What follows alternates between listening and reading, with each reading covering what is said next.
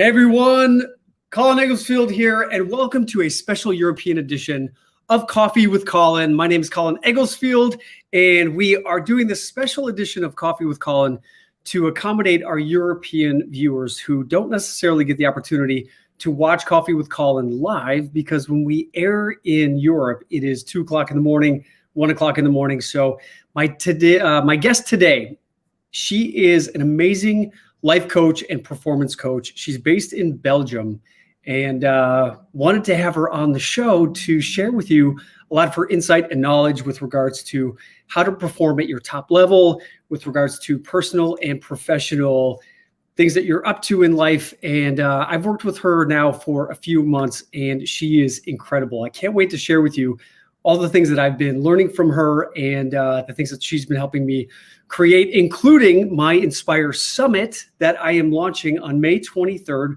This is an incredible day of motivational speakers and insight, meditation, yoga. It is going to be a great day for you guys to be able to just jump in and be a part of the Inspire community. And you're going to learn a ton of great things. These motivational speakers that I have on this day are my personal friends and people that I've worked with. And my guest today on Coffee with Colin is actually going to be one of the speakers at the summit. The summit is going to be from 11:30 to 6 p.m. Central Standard Time. It is 6 hours of just awesome, amazing community where you're going to gain a lot of insight with regards to how to just live your best life. So our tickets are available now. You can go to my Instagram bio and my Facebook page. We'll be posting over the next few weeks about what is exactly in the summit, how you can participate, and all the great things that you can expect to get out of it. Again, wanted to say that our episode today is sponsored by Particular.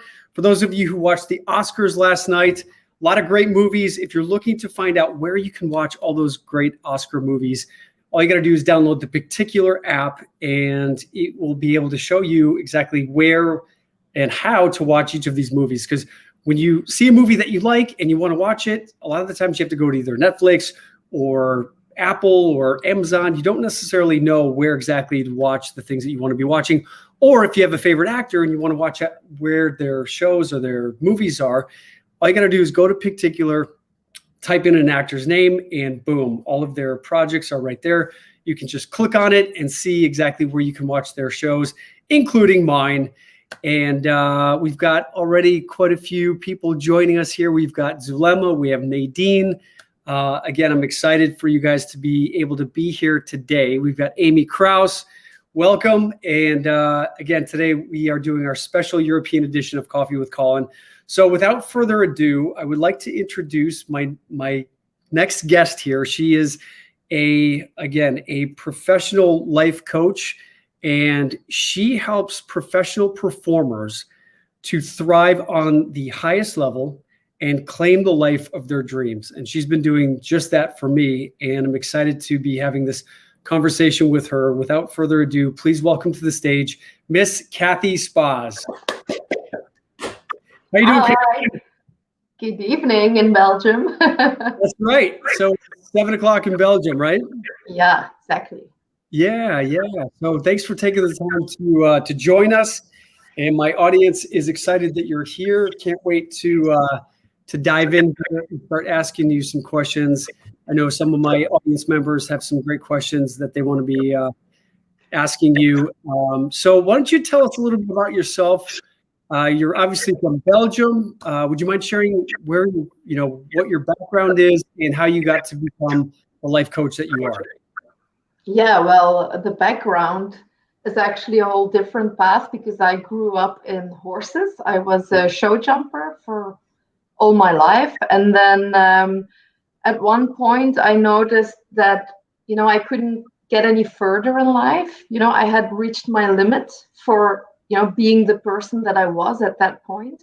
And that really frustrated me. So I got a little bit down with riding, and I really lost my passion because the pressure was so high, and I put so much pressure on myself, especially, that I completely lost interest. And that was really not so great for me, since I had been working on that my entire life.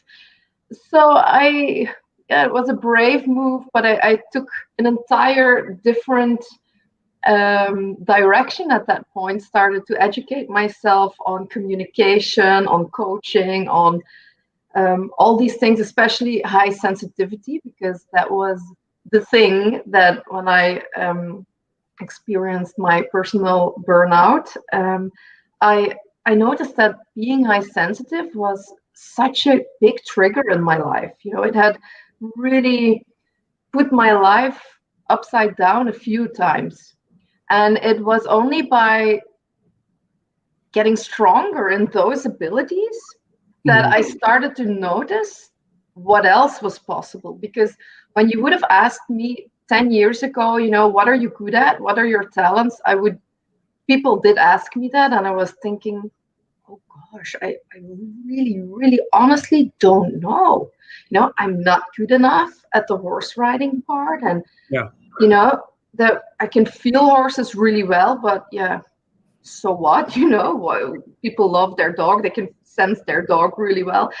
Is that a talent? And then I really, really didn't know what I was good at. And then at one point, I started to grow in my own personal life, and then I started to grow in my professional life, and then I started to see a lot of those talents, and I started to experience for myself, because I was high sensitive, and I got to be in my full power and in my own strength, that I could really use those assets to become the best coach that I could be. And I could really diversify myself. Is that a word? Yeah. I could really separate myself from others, because I would hear things that no one else would hear. I would see things that you wouldn't even have to show me or explain me, and I would pick it up, because that's our quality once you step into the greatness of being high sensitive. But it's just really quickly interrupt you so that we can kind of get an idea of what you mean by high sensitive. What does that exactly mean? Because that's a term that some people may know about and some people may not know about. Yeah, so being high sensitive means that you actually have the right part of your brain being more active. So that means the creative part, figuring out solutions really well, being able to feel what other people feel, the empathy, all those, the creativity. That's why I work with artists, because and not a lot of people know this about themselves, but a lot of artists are high sensitive, because they have this creative talent, gift that they are sharing with the world, but they don't know the downside of it, and often it can really suck them into this negative spiral, like I experienced when I was under a lot of pressure and in the spotlight on my own journey. But it can also mean physically, that you can be more sensitive in your senses, and emotionally, definitely, you can pick up a lot more emotions than other people do. So that's really, really cool. But it can really, like people say in Belgium, it can suck you empty. Is that allowed to say? It can really drain your energy. Yes, exactly. Yes. I have to be careful sometimes with those expressions. Yeah. Yeah, but it can really drain. There's a motivational coach, his name is Jim Quick, and he talks about the difference between an introvert and an extrovert. Is that similar to what he describes as, if an introvert essentially comes up with, let's say, 5 golden coins, and they've got to be very selective about how they go throughout their day, because as they go throughout their day, they essentially are giving away their golden coins. Whereas an extrovert wakes up with no coins, and as they go out through the day and interact with people, they get more of these golden coins just by talking with people. So as an introvert, this is something that I recognize, that if I interact too much with people, if I am around places that are too noisy, too loud, too much stimulation, it's almost too overwhelming, where it can zap my energy level. So I would imagine this is what you're talking about with regards to high sensitive. And can be part of it. to be able to perform at the highest level when that's your personality type or your sensitivity type. Yeah, you know what the cool part is, if we look at the numbers in the world with all people, we know that 30% of all people are extroverted and 30% are introverted and 70% are extroverted. You know, just if we're just narrowing it down to those two. But with high sensitive people, it's exactly the opposite. Around 70 of us is introverted while 30% is extroverted. But I can honestly really recognize both. So I am someone who can, really take a step back and really be happy being alone or with my animals, or just spend some time recharging my battery in nature, being quiet by myself. But to be honest, if I wouldn't have the thrills and the challenges from meeting other people and speaking in front of groups and training with people, that would also not work for me. So you can also be a high sensation seeker. You can also be extroverted, so it can charge you. But being high sensitive, the downside is that, yes, it gives you energy to do those things, but it's costing you because your brain is having that deeper processing, and it is still costing you more energy. So for us, it's important that we integrate these little moments after those big events, for example, that we integrate some time that we can recuperate, that we can really come back to ourselves and recharge those batteries, that we can take some time for our brain to, subconsciously process what has been going on. Yeah. You discovered this essentially as a competitive horse jumper. Is that what you were doing? Jumper or standers? Jumping. You notice when you were competing, would you say that your nerves got the best of you, where you would just kind of lock up a little bit and you knew that you weren't performing at the level that you knew you were capable of, right?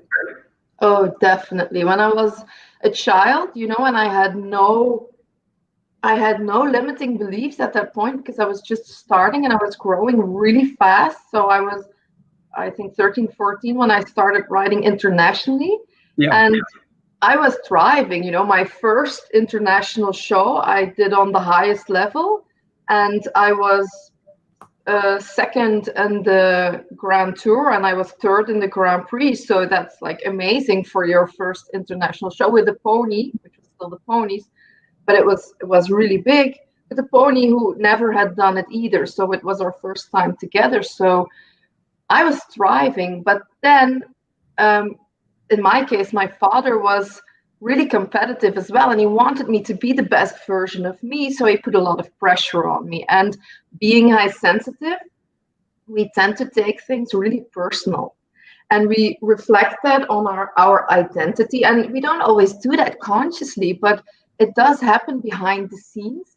And that made for me that, I always got frustrated while warming up, and then we had a fight and I got stressed, and when I went into the ring, stress had taken over completely, and I would always do like this one or two stupid things that you say, how is that possible?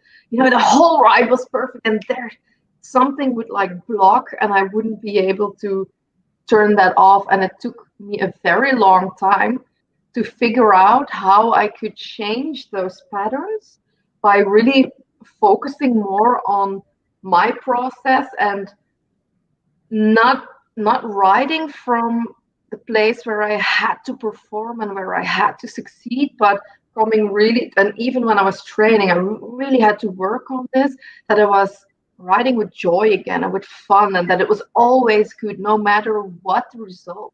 And that made that, the last few years when I would go back to ride international, it hasn't been often since, I had a child and everything, but before that I was riding international again, and it went actually better than ever.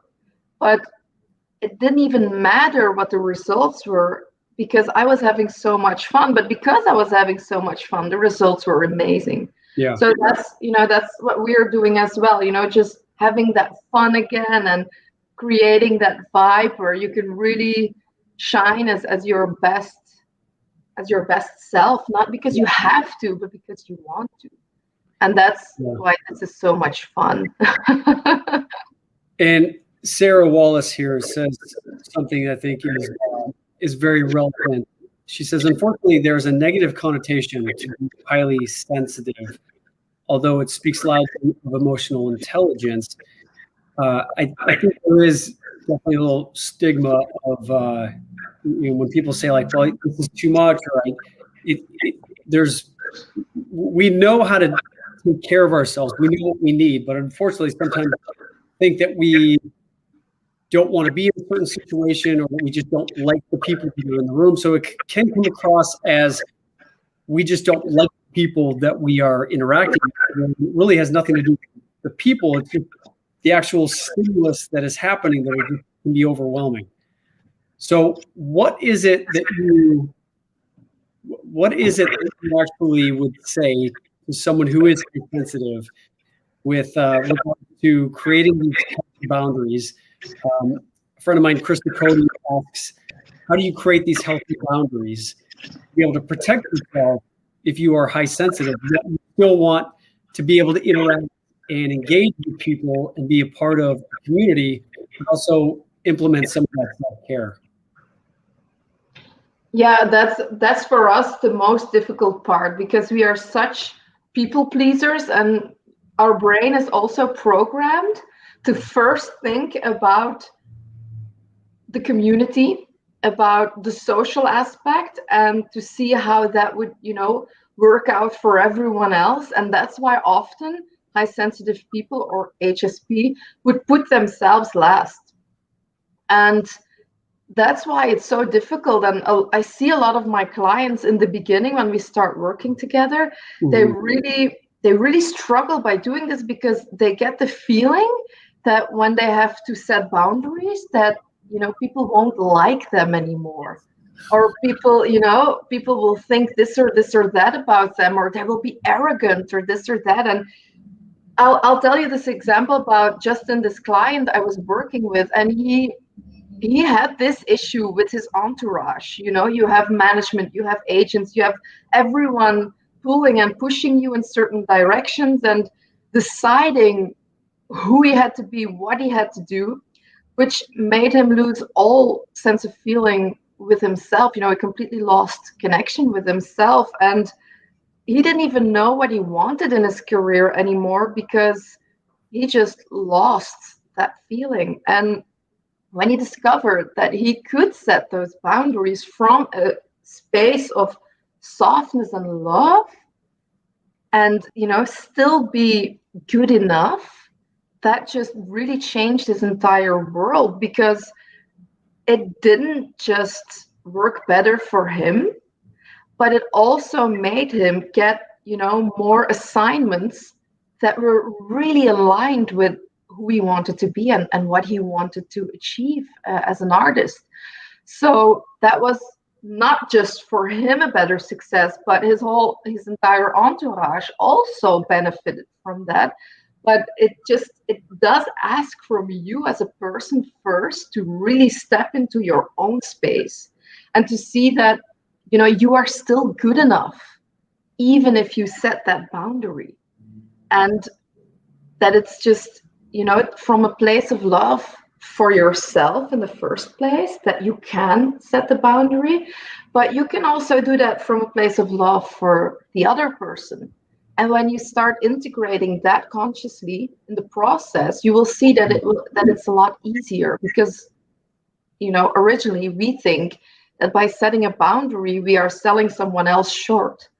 But when you do this from a place of love, and you are really setting, it's like with children, if you have to set boundaries just because you love them, even though it's hard sometimes. But when you do it from a place of love, you don't have to get angry, or you don't have to become this monster mom or whatever. You can just set those boundaries, be strict about it. And the more you stand your ground in those boundaries and know this is what it is, this is how it will be, and you shine that love through, that's just so much easier for everyone in the process. So Pam Rathmiller is asking, how do you set boundaries without coming off mean? Yeah, that's like an amazing question, Pam. What I do is I always think first, okay, if that person was me and I had to tell her this or that, how would I want to hear that? If you have to tell someone off, to make it more extreme, how would I want to hear that myself? And if you can, redirect the script of your conversation in a way that you would also be comfortable to receive that news, then for me, I always say to my clients, then it's always okay. And even if the other person is offended or whatever, that's okay, because you did your thing from a place of love. You really checked in what you think would be the highest frequency of what you could do, the most beautiful way to put this without giving away your own power, of course. And then it's just fine, because sometimes people need that confrontation to be able to grow themselves. But being high sensitive, we often think that we have to help them grow or do it in their place, which is never possible. So you are actually enabling them to step into their own greatness and to become more conscious about themselves by doing that and by giving them the space to deal with it from a place of love. Yeah, I've always learned from people who have set boundaries for themselves, as much as maybe it wasn't necessarily what I wanted to hear. When someone sets a healthy boundary, it makes me respect them more, and then it makes me think about then how I can work with this person, or if I do want to interact with this person, then when I do interact with that person, I know it's coming from a place of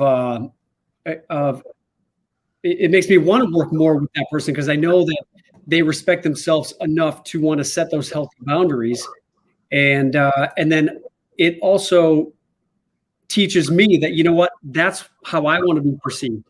And so when you do set these healthy boundaries, you actually teach people how to do the same for themselves, especially with kids, because kids obviously listen and watch, and they learn more by just watching how you interact in certain situations than by teaching.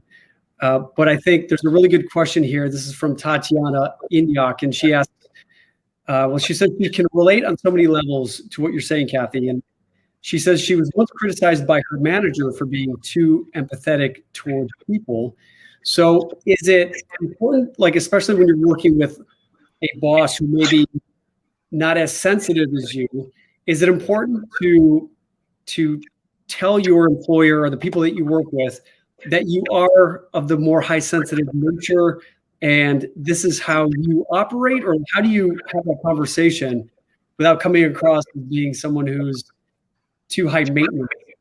Yeah, exactly. That's really well put. And that's exactly the reason why I wouldn't even have that discussion. If I would talk to my superior, it would be more like, you know what, this is my talent. Why don't you use it? Because you can start explaining why, because they will see it as weak. But let's be very, very honest here. The leaders of today and tomorrow are the empathic leaders. And that's exactly the reason why we need to stand up in our greatness. But it's not always easy, because in the current system, there are still a lot of old school leaders who are more in the hierarchy system. You just have to do what you're told and don't be talking to people. And I would just see, how can I use this talent without, setting him off, for example, or how can I integrate this on a way that it's still feeling good for me, but that I can maybe respect what he's telling me. Never ever change who you are, and because this is just one of the beautiful things that you possess in life. So I would definitely say, I will not comply. Oh, I'm sorry. I'm a little rebel like that, maybe. But yeah, I think that's too important. You can never lose yourself in the process, ever.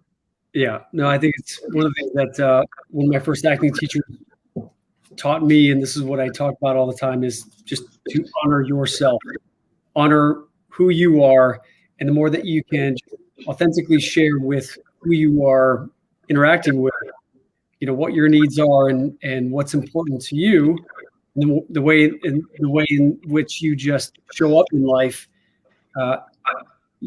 The people that respect you and love you and want to be your friends, they'll stick around. The people that have a problem with the way in which you talk about what you are, the way in which you would like to do something, if they have a problem with it, then they're not your friends and you don't need them anyway.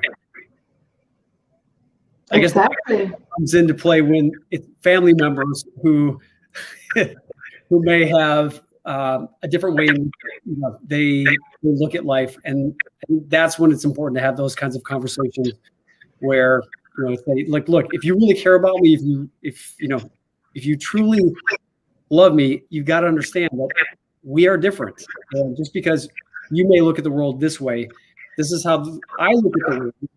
And if we really want to get along and be able to coexist, it's important that we be able to respect each other. We don't have to always agree in the way in which we look at life, but it's all about agreeing to respect our differences. And I think that healthy conversation is needed, but I think it's not always easy because a lot of people don't like, or they perceive that kind of conversation as confrontational. So what advice would you give to someone who is perceiving a conversation as confrontational? What advice would you give them to go into that type of a conversation, knowing that they are going to have to potentially come up against someone who has a difference of opinion on what that other person thinks about a certain situation? I think that's a great question that everyone will definitely encounter in daily life. But I think that there's something underneath that. I think it's never about the one conversation. It's always about, people are like mirrors. We are mirroring each other's beliefs. And if something is confronting for me, then I know that the thing that the person in front of me said is triggering me. Because there is this certain belief, a lot of the times it has to do with self-confidence, but there is this certain belief that, I'm not good enough, or this person is better than me, or, am I worthy, or whatever it is. But when you truly, and I mean like deeply, profoundly believe in yourself and believe that you are good enough and that you can really own your space without having to take up anyone else's space, but really from a place of, there is enough for me, enough for everyone. And when you can really do that and really step into your self-confidence, then you will grow to this person who can just take up that space, have that conversation, and have it not affect you, because you know that whatever they say has nothing to do with you as a person. But it's a lot of the times it's not so easy for us because we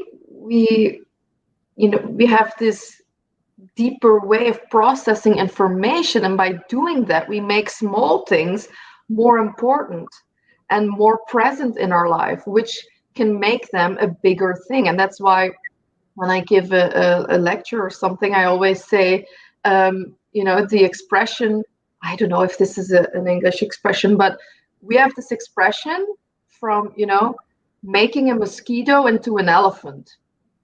And that means like making this little thing into this big thing. And that's something that I think was invented for us, because that's just a little bit how our brain works. But once you have programmed it to really believe and trust in yourself, there is no need to fear those conversations anymore, because there is space for your opinion and there is also space for the other person's opinion, even if it's not what you want.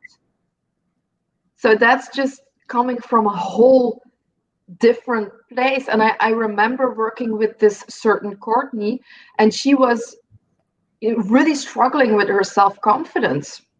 And this came from a place of self-love. And she had a lot of trouble with her siblings. And while we were working together, she really started to fall in love with herself again. And she was able to get a lot more fun and joy in life and laugh again and really be herself again. That, the people around her were saying, wow, I don't even recognize you anymore. And she was feeling like herself as a little kid again, who was just able to be and have fun and laugh and just be this little girl who can just do the things she loves and be the person she wants to be without always be conflicted in her own mind. And that's what I think is underneath here, because once you work on that part, you will see that all the other things will just fall into place. I don't even have those conversations in my life anymore. And if I do, it's something really small or really from short period of time, and then it just passes because it's not a thing anymore for me. It's not reflecting my beliefs anymore. I have new situations reflecting these beliefs, which are a lot nicer, of course. And that's why that's so important.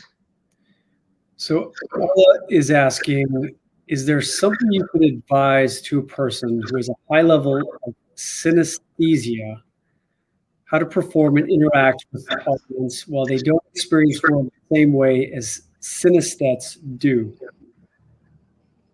Are you familiar with synesthesia? I have no idea. I'm literally looking it up. It is, it's, some people experience their senses in a magnified way. So like if someone is like tasting a glass of wine, they can actually hear the wine. It's almost as if like they can sense it with all of their senses. So it almost can become so overwhelming because all of their senses get triggered just from looking at something. I believe that is what the definition of synesthesia is. Just incredibly high sensitive with all senses. And then what is the question regarding that? So it looks like she's asking, is there something you can advise to a person who has a high level of synesthesia? So yeah, I can, because for me, my senses that are most sensitive are noise and my skin.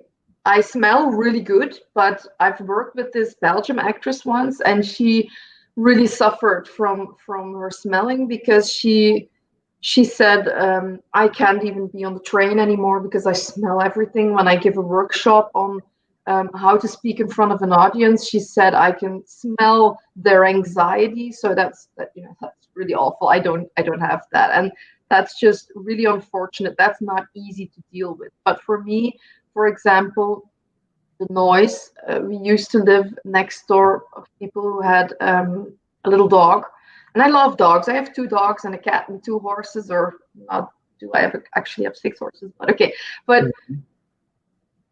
at one point I thought I want to really strangle the dog, because he kept barking, and there was this hole into the fence, and he was just there with his head and like that small dog bark. So I thought, no, I was really, at one point I had a migraine of 3 weeks because he was barking an entire day. So there were 2 options for me when that happened. Or option A, I was shutting it off and focusing my thoughts on something else, because the more you keep giving this attention, the more present it will be. And that's with all thoughts. It doesn't matter if it's about your senses or about things from the past or about something that hurt you. The more you pay attention to this, the bigger it will become in your life. So it was the same for me. And at that day, I paid a lot of attention. So I stuck with it for a while. But I've learned to really redirect my focus. And if it was like sometimes too long for me, because at some point you can get really overstimulated, and then you just have to do something, you have to extract yourself from the situation. That was my other thing. And I just took my dogs for a really long walk, and I felt a lot better. So that's not always possible, of course, but it's all about your focus and where do you want to put your focus on. And that's, when it comes to the senses, that's all you can do, really. So it sounds like knowing your limitations and knowing that if a certain experience or stimulus becomes too much, you just know that you know what your limit is, and you know when to exercise some self-care, to remove yourself from the situation, just to take that break. I know, like, when I'm working on a studio, because on a studio film set, there's like 100 people running all over the place. There's a lot of activities. Sometimes I just need to get out of the actual studio and just take a walk to just kind of have that space. I sometimes feel claustrophobic if I'm in areas where there's too many people, too much stimulus. So I just know what my limitations are, and I know to exhibit some of that self-care. And I recognize what you're saying, because I feel the same thing. When there's a lot of people really surrounding you and it's really loud and busy, I get a little bit claustrophobic as well. But I've learned now that when you really energetically take in your space, that I become really calm, and that they can't give me the feeling like I'm like this, because I'm already like that. And because my thoughts are already there, there's no point for them to do that and to start me breathing more on the surface. And because I already focus my attention on breathing deeply and really taking in my space. So in that way, that has helped me a lot. So you're saying when you walk into rooms or spaces that have a lot of people, you focus on breathing exercises? Yeah, I focus on me, because when I focus on the other people or what they're saying, or your mind can really take you places. But when you keep the focus on yourself, and the breathing is definitely a good part, just breathe in and out through your nose, and take a long, slow breath into your stomach, in and out, just a few times. And that already brings your attention back to your body, instead of being stuck in that circle in the mind. So that's definitely one thing. And then grounding, putting your feet very steady. It's so simple, it's so easy, but those little things help you get out of your head and into your body and connect with yourself. And it's always easier to take a next step from there than, when you're a little already overwhelmed. Yeah. And so when you were discovering that you were doing these competitions, and you were starting to realize that you were almost self-sabotaging yourself, not being able to perform at the highest level, was it a coach that you worked with that helped you start to make that transition to not placing so much focus on the outcome, but more so focus on enjoying the process of it? Like, what was it that made that switch where you were like, okay, I'm not so nervous anymore because I'm not so, was it not being so focused on winning? Was it just a mindset shift, or what was it? It was all those things combined. It was me working with a performance coach. It was me changing the mindset. It was me working on my breathing exercise. It was me taking the pressure off. It was me finding the joy again and feeling that I am already enough. And that's, I will keep saying this a million times, because that's the deeper truth of this all. When you feel that you already are enough, then all the rest is just pure bliss.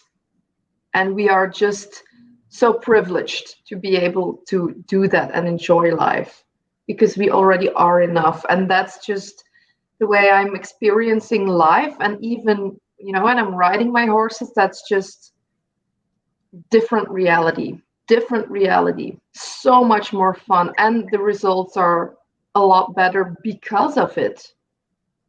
And that's just also that little part of perfectionism that we put on ourselves, because we want to do everything so good and so perfect that we put that pressure on ourselves. And sometimes it's reinforced by other people doing it as well. But in the first place, it's us doing that because we are so committed. We really have this dedication and we really want to do a good job. And, I just noticed that I was really frustrated from being this stressed out. And even when I just started having my own business, I just couldn't give anything. I couldn't delegate because I always thought I had to do everything myself, because otherwise it wouldn't be good enough. And that just made that when someone in my team was doing something for me, it wasn't good enough, because it just reinforced my belief. They were just this beautiful mirror, so it had nothing to do with them. But now, when something like that would happen in my reality, I know, okay, cool, interesting. This is something that I can work on, and then this will just magically resolve itself. And that's really how it works. So I don't even have to confront people half of the time anymore, or not the way I used to. I can just have open conversations, and that's what is making me a lot stronger as a leader in my team. But also, it's a lot more fun working like that with people. But it took me a while, because I was not easy to work with at the beginning. Why is that? Because I was high maintenance. I had such high standards for myself that I was expecting that from everyone else as well. And that's not just my team, that was in my relationships as well. So even in my friendships, I always gave so much that I subconsciously expected them to do the same thing for me. But not everyone works that way, and that's fine. I really had to learn that the hard way. So, yeah. Say I'm the owner of a business, and I've got a bunch of employees that I'm managing. I've got 400 emails every day, 300 phone calls, text messages, and all of it. And I would have come to you as, you were my coach, and I was just like, oh my God, I've got to do this right, and I got to make sure that this is done, and we got to make sure that we get the marketing things out, and we got to make sure that all this is taken care of, and just in this high state of just like intense energy. What would be the first few things that you would tell me to just be able to alleviate this stress so that I don't end up having a heart attack? Yeah, I would first say stop, stop and breathe, please, because I will give you a very good example of me from like 5-6 years ago. And I was still really in my growth process, and I was on my way to ride 2 horses. I was revalidating. No, I was helping 2 horses recover, and I was riding them, and I had a lot of work to do, and I had a really busy day, and I was on my way to the horses, and I only had an hour, an hour, and then normally I would need 2 to ride them. So I was really freaking out, because I want to do this thorough, this is going to be done well, and there's no other way. It's going to be like that, and because I planned it like that, and I have to do it like that. And at that point, I was getting out of my car, and I was getting these really, what's it called, palpitations. My heart was really skipping a beat, and I was shaking from stressing, and my whole internal world was freaking out. And I thought, no, this cannot be happening. The sun is shining. This is a beautiful day, and I'm privileged to be able to ride these 2 beautiful, lovely stallions. And I just have to change something here, because this is not working for me. So I just took this 1 second to stop breathe, through the nose, deep into the stomach, put my feet steady on the ground, and just for a second connect with the earth and with my body, with myself, and come to the present moment. Because what is happening is that our brain is all the time in the past or in the future. Mm-hmm. And that is why, we make this big mountain out of all those things that we still have to do. Mm-hmm. And that is why that is really frustrating. But when you teach yourself to extract yourself from those thoughts, to just, like I always say, to park them, and then to just come in the moment, and then you just breathe and you own the space. Because, I had an hour. If I was freaking out or not, I had an hour to ride those 2 horses. So I thought, you know what? Normally I think I should take an hour per horse, but for today, if I would just take 30 minutes per horse, would it maybe be fine? Or even if I would just ride 1 instead of 2, which was not an option in my mind. So it was 2 times 30 minutes. But I ended up, having an amazing time, really enjoying my time, having a canter in the sun, just breathing and relaxing, and using that moment and that time as recharging my batteries and my fuel, instead of me stressing out about all the things I still had to do. So it's all about being in the moment. And the same way that I would say when you're with people, taking in your space, it's the same thing when it comes to time. You can really take in your space in this moment of time. Mm-hmm. And then you will see that it's almost like you are stretching time, because you are this present, and you get a lot more done because your focus is here and now. You're so aware and you're so conscious, mm-hmm.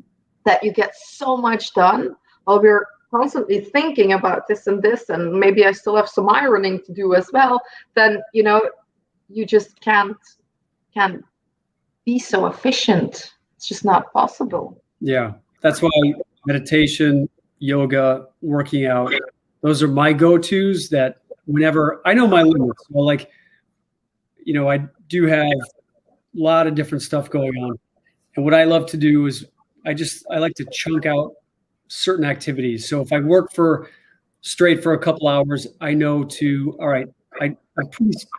I'm very self-aware of what my needs are. So I know when I reach my limit of having done so many emails or phone calls or whatever it is, I definitely take that time to do that self-care and recharge, because you can only go so long before you mentally may think that you can go that far, but it's important to take those even 5, 10, 20 minute little breaks to go get a coffee, go for a walk, do something that takes your mind out of the intensity of what you're dealing with, and then definitely the breathing exercises. If you have the opportunity to do any sort of meditation classes or courses, highly recommend that. That has been one of the key factors that has helped me be successful in my acting career. Because even just 5 minutes before I go on set, I do a little recentering and reconnecting to my heart center. And that always, like you said, being in the present moment, reconnecting to that present moment. And that's what I talk about in the courses that I teach and my personal coaching as well that I do.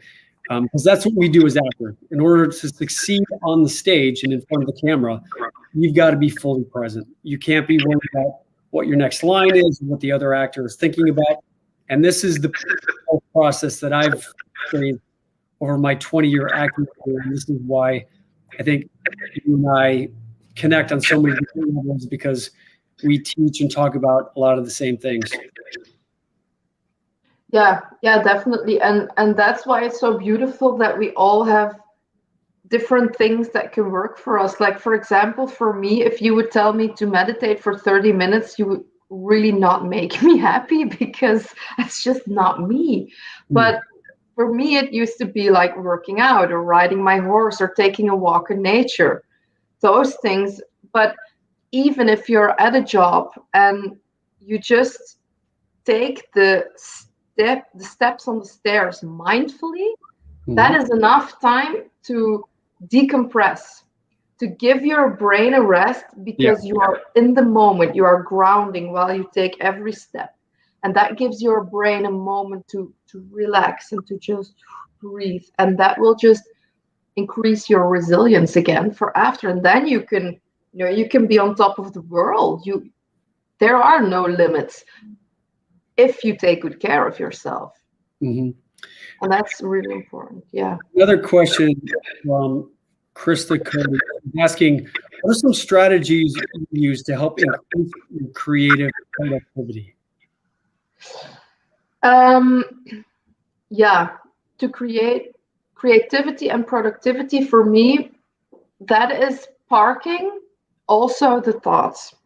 Because the things that are holding me back when I have to create content, for example, and I have to be in the creative writing process, the only thing holding me back from being in touch with my flow and pure creativity is when I'm thinking, when I'm overthinking, when I'm putting and then you put pressure on yourself. But when you just connect with the moment, and for me, that's truly getting in touch with, okay, why do I love to coach this much? Why do I do what I do? Why do I want to support these performers?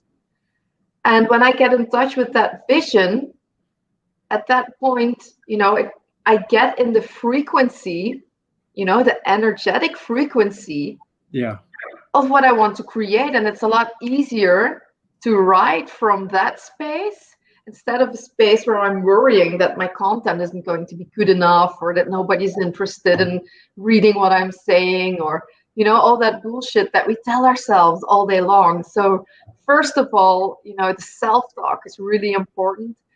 But then as well, just getting in touch with the vision, with the bigger picture, and tuning into that frequency. Because you can really overcome the resistance. I had this client, Lauren, and she really blocked herself when she had to write content, for example. And she really blocked herself and she couldn't get anything created. But then, because she worked through the resistance and got more and more in line with her vision and with the bigger picture and the fun she felt when she was creating the things she wanted to create with her personal vision, then just she felt her power grow from within, and the inspiration just started flowing and flowing. And we actually discovered that she was even a bigger natural talent than she even thought that was possible. So that's just so beautiful when you can let go of all those limiting beliefs that you have about yourself or about the world. And I know that's like easy said, because when someone used to say to me in the past, just let go of it, don't make it so personal, I would think, if I knew how to do that, I would have done it yesterday. But there is tools. You can really train yourself to be present, be in the moment, and to park those thoughts that are not serving you. It's really important that you are super aware of the record that is playing in your mind, and that you choose and you decide which tunes are allowed and which tunes are parked out, because that's what will trigger the rest of it. That's what will trigger your emotions, that will trigger your actions. So that's just part of the bigger game, but it all starts there. It's literally metaphorically choosing the record you want to play on your record player. And you said something that is exactly what has helped me in my big auditions, where with auditioning, you go in to meet with the casting director first. If they like you, they bring you back to read that for the producers, and then they'll bring you back to read for then the producers and the director. And then they, you just keep going further along in this process to the point where after your like fifth or sixth audition, you're now in a big auditorium at Warner Brothers or CBS Studios or Sony. And there's usually like 2 or 3 other guys that you're auditioning against for this part. And it is incredibly nerve-wracking. It is one of the most like stress-inducing experiences. And I would just remind myself, instead of focusing on the stress and the anxiety, because it was just so palpable, you could literally cut the stress and the tension with a knife. As the casting director would come into the room and say, like, Mike, you are, you're up now. Colin, you're on deck. And so while Mike is in the room auditioning, there's so many different thoughts going in your head and thinking about the future, thinking about how is this going to go?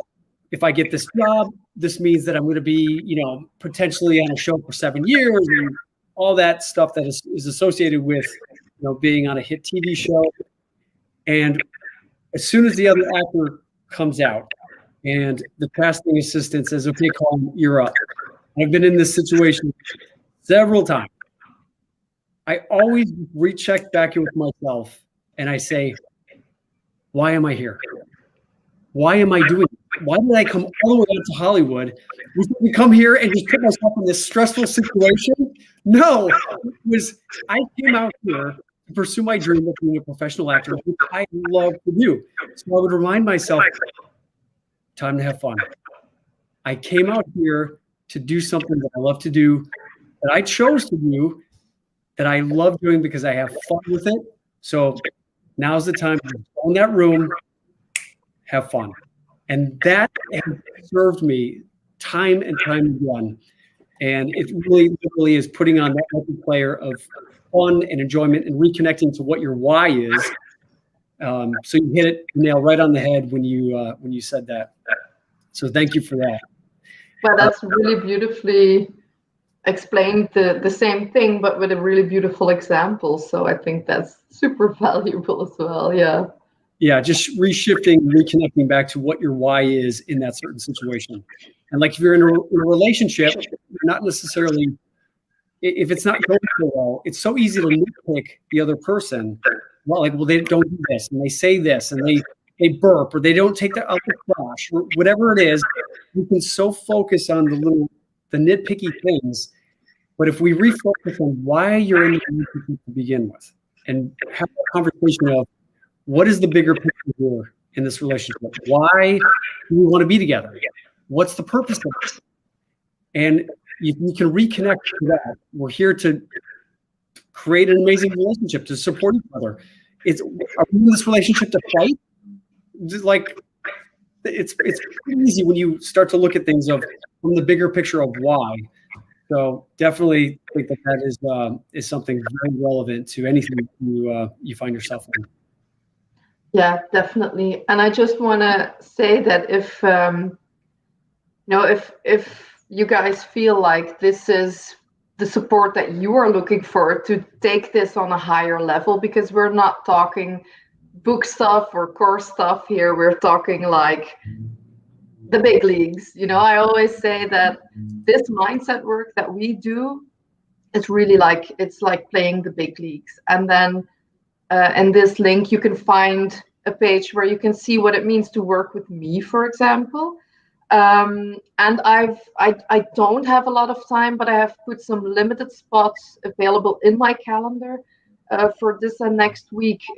If you want to hop on a call to see if we would be a match to work together, but just be serious about it. If you are a professional performer, if you really relate with this, if you're ready to invest in yourself, and just really do the work as well, because I'm honest about this. I do not have the golden pill. It is about doing the work. You can send me an email, but I would definitely say check out the website where you can see a little bit about what I do and where you can book that call if you feel like you want to really step it up and bring it to the next level, to really thrive in your life. And that means business-wise and personally, because life isn't about ifs or ors. It's about and. For me, it's all about and. I don't know if you can say that in English, but yeah, in Dutch we say it's and. I want it all. And I think that should be just the way that life is meant for you to have fun and for you to be happy. And if that's not the case in all the aspects of your life, then we can do something about it, because that's why you are here. There's no other reason for you to have fun and step into your greatness and just play with that. And that's why I love what I do so much. And I'm so happy, Colin, that you invited me for this lovely talk, because honestly, the reactions are really, really amazing. I'm really, really happy to be here. Yeah. So anyone who's interested in getting more information on working with Cathy or how she works, they can contact you through Instagram and at your website, which Miriam has put up on the screen here. So feel free to reach out to Cathy. Cathy, you've helped me in several situations with some of the things that I'm working through right now. So I can attest that you are amazing at what you do. And I'm excited to have you speak at our summit on May 23rd. So can you give us a little taste of what you're planning on chatting about during your time on stage at the summit? Yeah, at the summit, we'll be taking the first dive into what it takes for you to step into that greatness and to really claim your shine and own it. That will be like the first taste. Today was the first little taste, but we'll just take it to the next level, and you'll get to see a lot more of where this came from today. So if you thought this was interesting, then I would definitely check the summit out. Awesome. So Cathy, can I ask you a couple of questions about some of your favorite movies? Ooh, yeah. So did you watch the Oscars by chance? I know they were probably late in airing late when you were probably asleep. But did you watch the Oscars last night? No, I'm thrilled to watch a replay, but I didn't see it yet. What did I miss? Some really great Oscar speeches.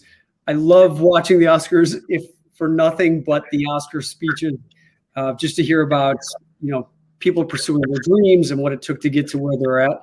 But this last part of our show is brought to you by Picticular, and Picticular is the movie curating app that helps you find movies to watch by your favorite actors.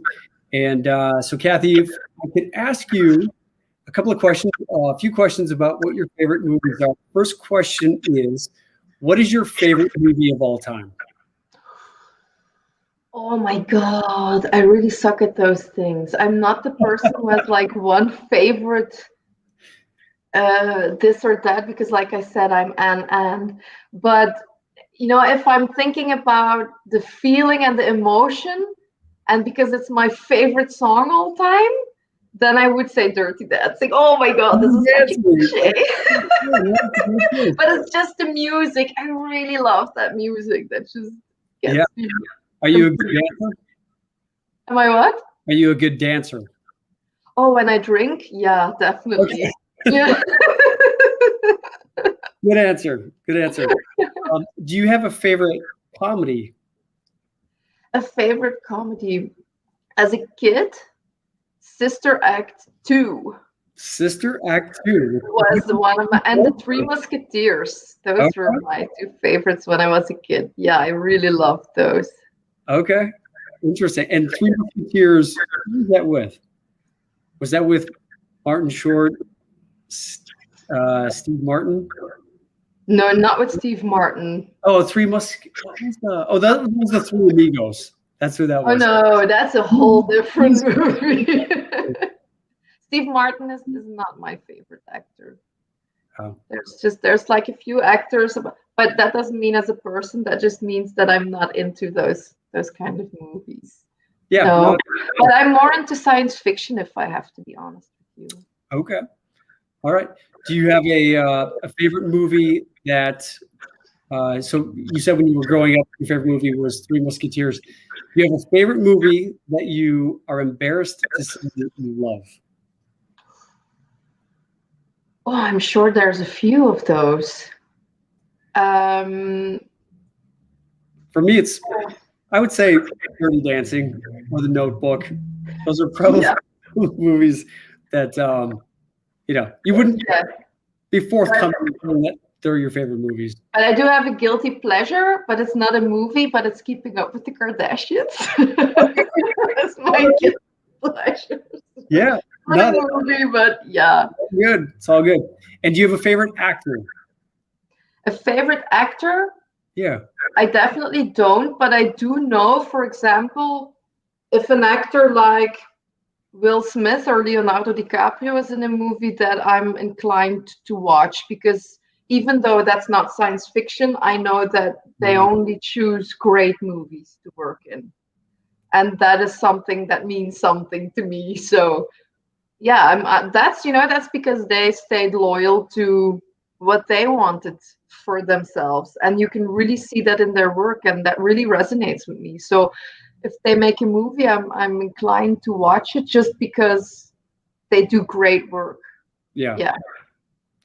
And do you have a favorite actor? Actress. Oh, that's a good question. I suck at this. A favorite actress. Yeah, for sure I do. But who would that be?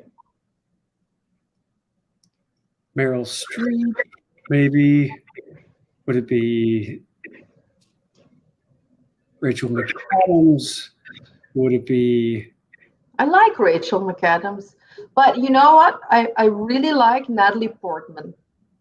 Oh, great actress. I really like Natalie Portman, and what's the other Star Wars girl? I mean, she also played Domino, which was a really cool movie as well, but really crazy.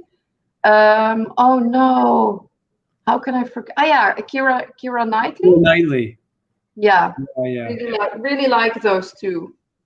Yeah. Awesome answers. Hardest questions of the evening. Particular pick 6. Awesome.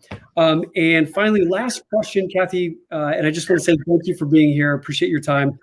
I know a lot of people here appreciate your insight and knowledge on all this stuff. What is something that inspires you? Well, this is going to sound like a cliche, but it is honest to God, it's the truth. It's working with people like you, because I was saying this to Miriam before we started on the call, and you weren't there yet. We were talking behind your back, but I was saying that this really brings me so much joy to work with you, for example, because you are really on the same page, and you are so open as a person that even when things get confrontational, you don't get that out of your way. You will really pick that up and do something with it and get to work. And you are very aware and very conscious on a high energetic level, which is something that I really love, because then you can have these conversations on such a high level.